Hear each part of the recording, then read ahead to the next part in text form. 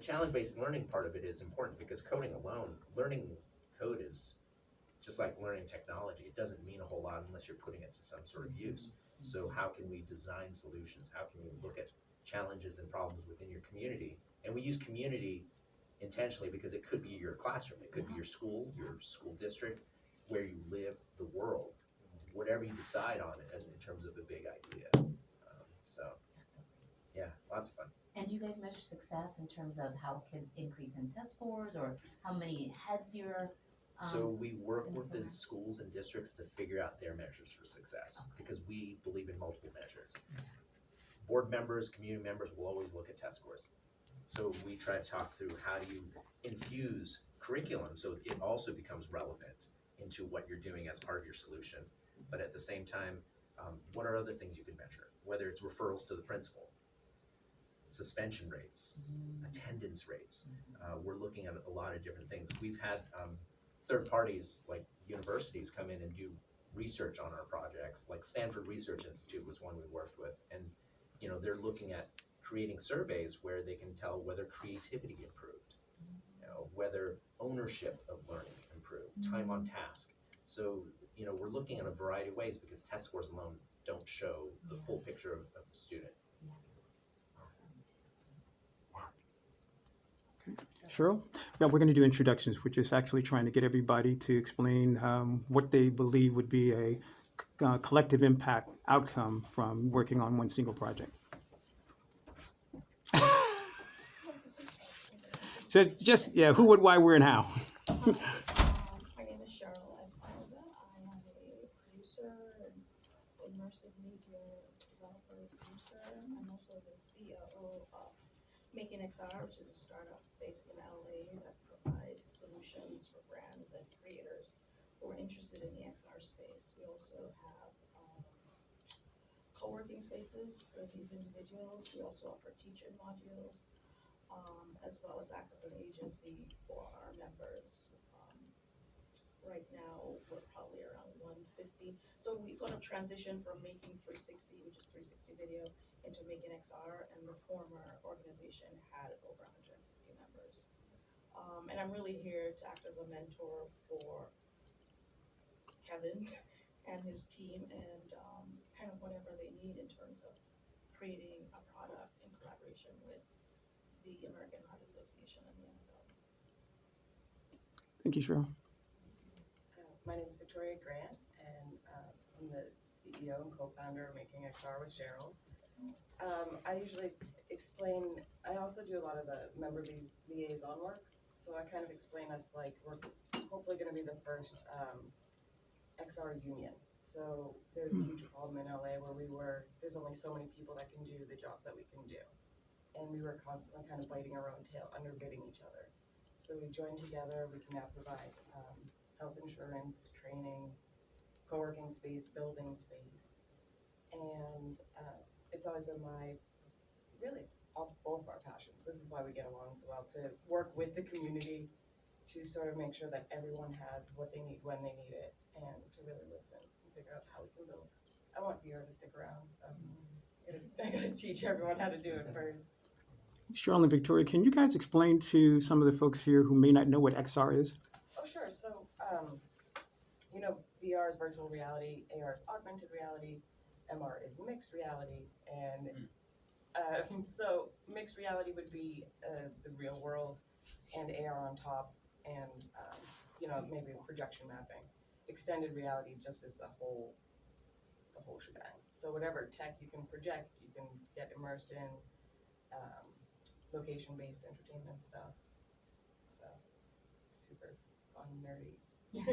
There's been a lot of labeling and disagreement with labelings in the space of what is VR, what is not VR, what is mixed. So I think generally we've all kind of agreed that XR is the umbrella term to describe everything immersive, if that helps. What would be an example, just a real life example of mixed reality?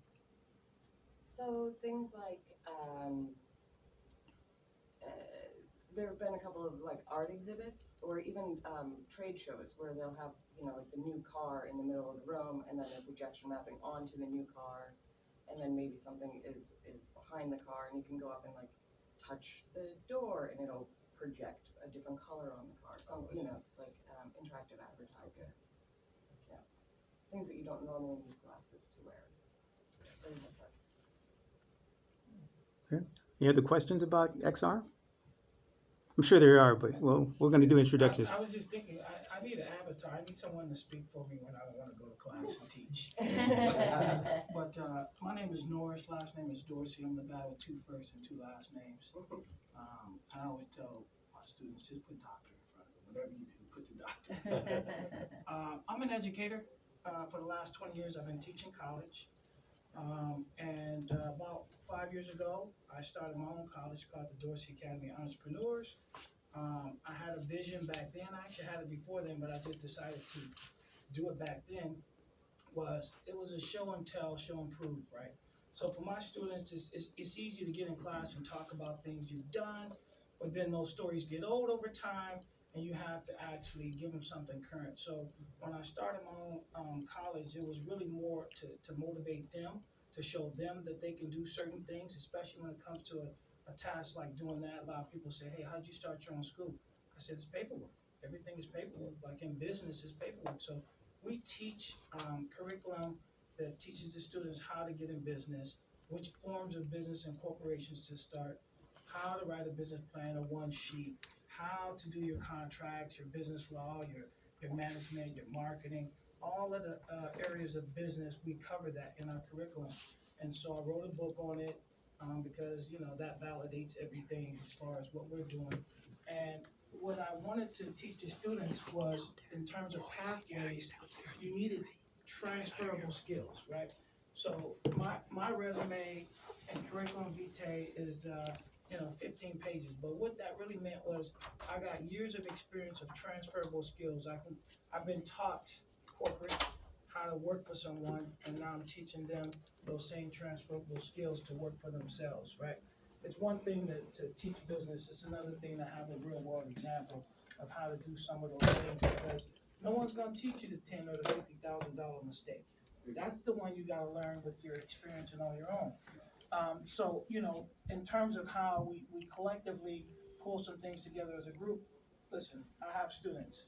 I got over 10,000 students, actually more, that I consider my testimonials and disciples out there, ready to do whatever I need. I brought some over to the Kevin Hart studio a couple weeks ago to celebrate the 5 year in business, and these are bright-eyed students. They're high schoolers. These particular ones taking a college class, right? So I've been in the community college district for 20 years, teaching at Mission, Pierce, all of the schools locally. But I'm also at the state system with Cal State Northridge and some of the universities local. So I've seen both sides of the curriculum and the students, and I've been able to kind of capture that and then give them what they want. I can talk forever. I'm not going to, because I get paid to speak. But that's my background. That's who I am. Cyrus, your turn. Yeah, you'll pass off. I'll make it really quick. My name is Cyrus Assar. I travel the nation or world now, depression and suicide prevention for youth. So within that, I've been doing it for now about 5 years. Within that, I realized that one of the things that were coming back to me was I don't want to commit suicide, but I don't want to wake up tomorrow. So that was one of the things I was getting from kids, and that inspired me to initially even ride a bicycle from here to Ohio. It was a 40-day bike ride to bring more awareness to what's going on in the school with kids in the school. But during this process, I realized that we are trying to persuade kids to get certain careers or choose career choices. But how do you do that when they don't want to wake up tomorrow? So what I did was not only address those issues first, I created a company called A Wise Way, where we interview professionals and use their testimonies to inspire children. So we interview doctors, lawyers, and nutritionists, and everything about what is it that you do at your job. What is the highs and lows? What are the ups and downs? What, not only about your job, but about your life as well. What was your background? What was the hardships? So all these different types of things, no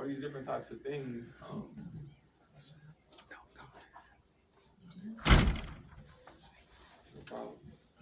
All these hardships, and I have all these stories from these professionals, not only about their jobs, not only about their careers, but their life, in order to make that connection. So when I travel now and speak, I also have these kids be able to understand themselves and connect them with careers from the individuals that do it.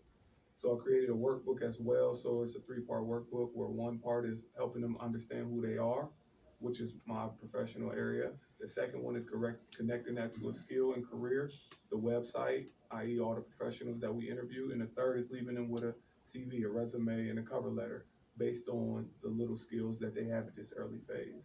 To teach them how to even write one. So in a nutshell, that was everything that I'm doing. Okay, great. That was called The Wise Way. A Wise Way, AWISE way.com. It's kind of like a Netflix of interviewing professionals. Okay, great. Tyler? I'm Tyler Atchison. I'm a filmmaker. I moved out here about 4 or 5 years ago. Graduated from college in Chicago. And I'm out here making branded content with different types of entrepreneurs, different types of creatives. And I followed up with Kevin through Chef Bryce, who was a mentor to me. I attended a program last summer for the BT experience called, it's an organization called Healthy Love. And it was just giving back to the community. And that's what I like to do. Any chance I get is to give back to the community any way I can. I'm a creator, so if I can inspire someone to create, then I will. Okay, great. I've just met Tyler, I guess, for the first time right now. Yeah. How are you related to Bryce? Bryce is a chef. He went back to DC and he taught at one of my nephew's schools, and my mom connected with him, and my mom connected me with him through that. Well, because he called you family, so I just thought maybe you were, but it's still family. That's Okay. how it is, because him and my mom connected really well, and then she connected me with him, and it's just been that same connection. Okay, and just for a little context, guys, again, Bryce is the person we're going to be meeting with on August 2nd to pitch, literally, a student-driven proposal for the American Heart Association NFL. So Bryce is the social impact director for the American Heart Association, as well as a chef. Okay, Doc? Hey, how you guys doing? My name is Doc Campbell, and I thrive in brand development and marketing. What I like to do is work with different brands, mostly like creatives, artists and creatives. Mostly that's basically what my resume is constructed of. People who are creatives and artists. And what I like to do is take their ideas and let's say old ideas and new ideas and filter those things and innovate something that can help them translate whatever it is they do to universally. Let's put it that way. Extend their reach. Bringing an older demographic, younger demographic, people that look like this, people that look like that. Find a way to translate whatever their brand is to as many people as possible. So I like to consider myself an artist in that field, essentially, and that's the basis of what I do. I actually am working on my own brand right now. It's called Yacht, Young Creating History Together, and it is the essence of everything I just explained and a little bit more. Just kind of like turning people on to their higher selves and promoting love and paying it forward. Like helping people as much as you can. Whatever it is you do, watering that thing that you're passionate about, growing into that thing, embracing it, and find a way to bring that to different tables and see how you can maximize who you are and what you do, and cross collab with different people and different creatives. So Okay. I'm going to redirect right now to Eric. Eric, we're actually just doing introductions about who you are and what you might have as a vision that we can have some collective impact with. Okay. Good morning or good afternoon now, everyone. Eric Elder.